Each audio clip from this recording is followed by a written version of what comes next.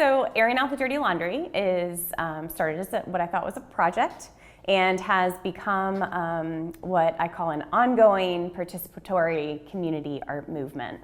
And essentially it is all about creating space and opportunities for women, cis women, trans women, women identifying people to share stories of strength, of unity, of hope, of resistance, of oppression, injustice, and exclusion, and it's all done through visual storytelling. So it's participatory on one end, where women are invited to either come to what I call laundry days, which is what's happening today, and that is space and materials for women to gather and connect and listen and feel heard, but also create their stories that will be added to the ongoing collection that's being created.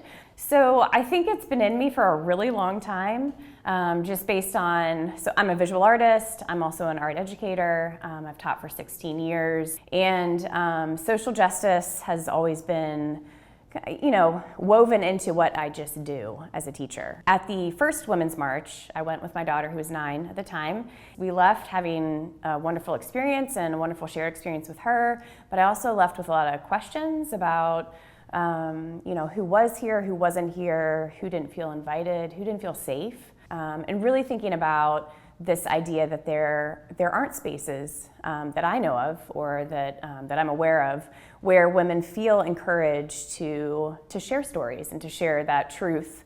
So I wanted to create intentional spaces where women felt like they could come together, whether they knew each other or not, and let a story breathe or let a story go, or really to just see how connected we actually are. So the title, Airing Out the Dirty Laundry, came from a piece that I created just after marching with my daughter. And it was really when I was creating that piece that I kept having this feeling, what if I invite other women into this space?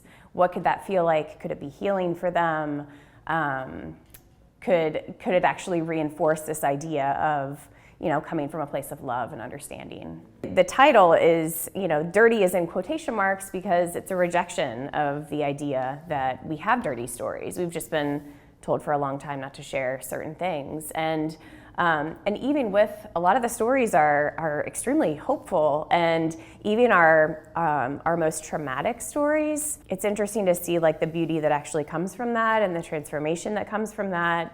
And that's a lot of times reflected in the pieces. But to see what just happens in this space is, I never want them to end.